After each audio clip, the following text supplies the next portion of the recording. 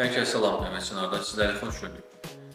Bugünkü mövzumuz Forex nədir, biznes yoxsa onun davamıdır. E, Qeyd etmək istəyirəm ki, əvvəlki videomuzda biznes haqqında qısa məlumat danışdıq və ənənəvi biznesdən danışdıq. Sonra isə Forex haqqında, Forexin biznesin bir qolu olması barəsində məlumat verdik və qeyd edirik ki, Forexdə məhsul olaraq qeyd olunan traderin ticarətidir və trader ticarət etdikdə və uğur əldə etdikdə onun ticarəti dəyər qazanır. Və eyni ilə qeyd etmək istəyirəm ki, ənənəvi biznesdən fərqli olaraq Forex ticarətində virtual valutalardan, daha doğrusu virtual valutalar və qızıl olsun, neft olsun, onda ticarət olunur. Sadəcə olaraq bu virtual belə deyək, aləmdə baş verir və ənənəvi ticarətdən fərqli olaraq biz həmin məhsula, yəni trader həmin məhsula toxuna bilmir. Və bundan əlavə necə ki, ənənəvi biznesdə marka, brend, daha doğrusu məhsul brend halına gəlib çıxır və marka qazanır və onu təsis edən həmin belə deyək, o biznesi istər biznes olsun, istər həmin məhsul yaradan şəxsin özü də bir marka halına gəlib çatırsa, həmin şəxs artıq tanınır və insanlar həmin adamın adını çəkəndə artıq tanınmış bir şəxs olduğuna görə dərhal həmin şəxsi tanıyırlar. Eyni ilə də Forex ticarətdən də belədir, yəni sənin nəinki ticarətin dəyər qazana bilər, markalaşa bilər.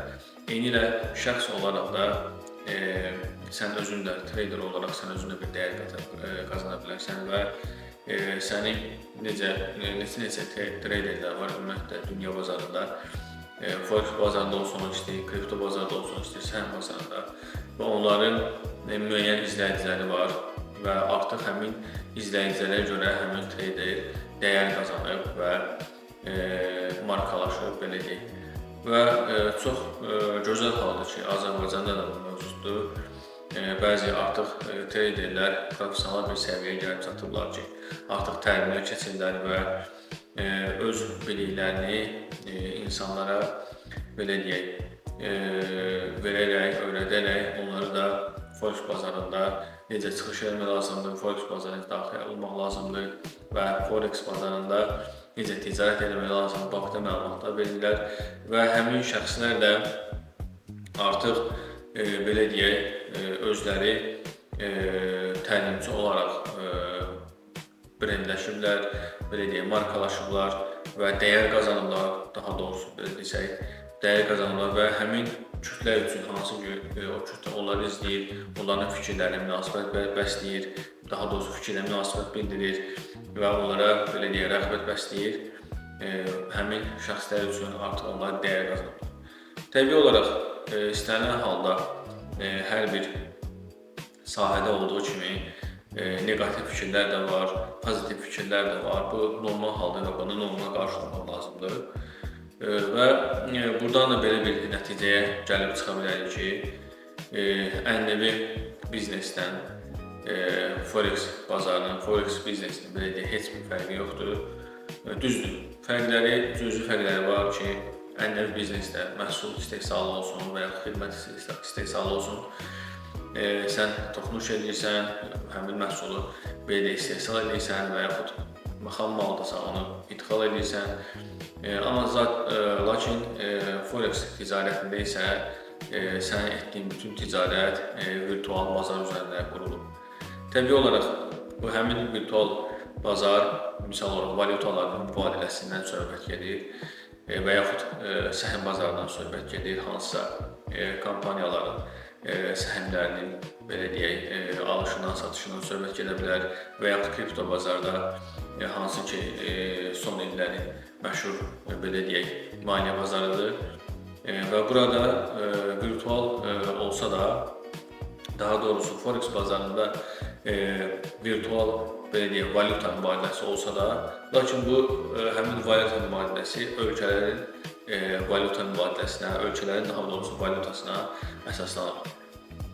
Lakin eynilə də səhm bazarı da kompaniyaların, şirkətlərin səhmlərinə əsaslanan bazardır. Lakin kripto bazar onlardan bu hər iki bazardan, forex bazarından və səhm bazarından fərqlənir.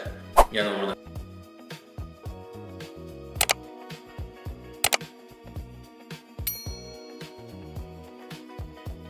isə virtual mübadilədən əlavə həmin coinlər, virtual, onların özü də artıq virtual coin hesab olunur və həmin coinlər hər hansı bir şəxsə və ya kompaniyaya aid olmasına baxmayaraq fiziki olaraq belə deyək, onlara toxunmaq mümkün deyil. Lakin Forex-də düzdür, orada da virtual belə deyək, virtual valyutalar mübadiləsi gedir. Lakin orada təbii olaraq ölkələrin pul vahidləridir və ona sən fiziki olaraq toxuna bilirsən.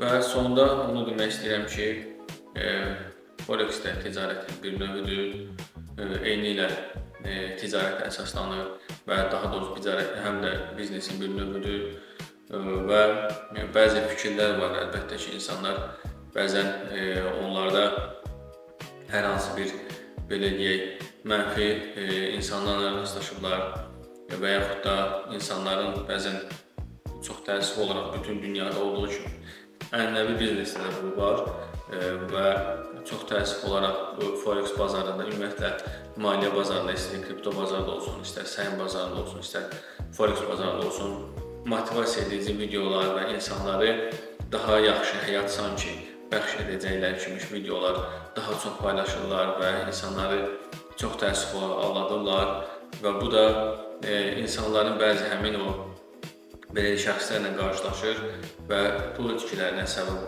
pullarını itirirlər onlara inanaraq və bu da Forex bazarında, ümumiyyətlə maliyyə bazarında belə deyək, istər Forex olsun, istər kripto olsun, istər səhm bazarında insanlarda inamsızlıq yaradır. Bu bəzi ənənəvi bizneslərdə də bu mövcuddur, çox təəssüf olaraq və əlbəttə ki, bu təəssüflənəcək bir haldır.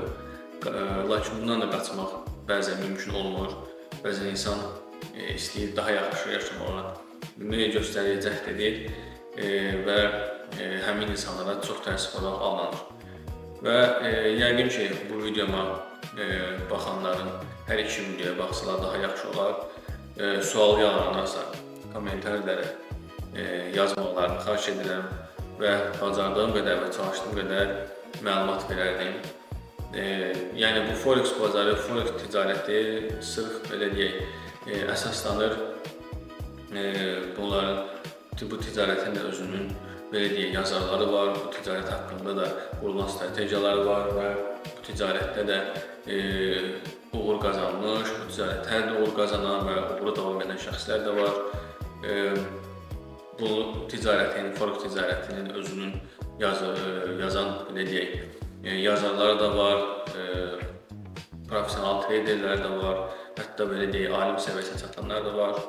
Ona görə də əlbəttə riskli bazardır, əlbəttə bütün bizneslərdə olduğu kimi bu bazarda da risk var, mövcuddur və ən əsas hər iki biznes, istər ənənəvi biznes olsun, istər Forex bazarında olsun, idarəçiliyi, idarə olunması, riskin idarə edilməsi üzərində qurulur. Bu qədər və bu mövzu ilə bağlı fikirləşən iki video, bu ikinci videodur və bununla yekunlaşdırmaq istəyirəm bu mövzunu. Növbəti maraqlı mövzularımız olacaq və sizlərdən səhifəyə abunə olmağı, videonu bəyənməyi və əgər fikirlərim və danışığım sizin xoşunuza gəlirsə təbii olaraq yorum yazmağı, istər mənfi olsun, istər müsbət olsun, bu mənim özümü inkişaf etdirmək üçün daha yaxşıdır və növbəti videolarda daha maraqlı videolar çəkməyinə, daha yaxşı video çəkməyimə səbəb olacaq. Və bildirmək istəyirəm ki, mən ticarətlə, Forex-lə də məşğul olmur və yaxud da təlim keçsə, həmin vaxtda da növbəti videolar olacaq. Hələ ki, o mövzuları saxlamışam, zamanla paylaşım edəcəm. Bu qədər videonu yekunlaşdırıram. Hər kəsə uğurlar arzu edirəm və Allah amanında deyirəm. Sağollaşıram sizinlə. Sağ olun.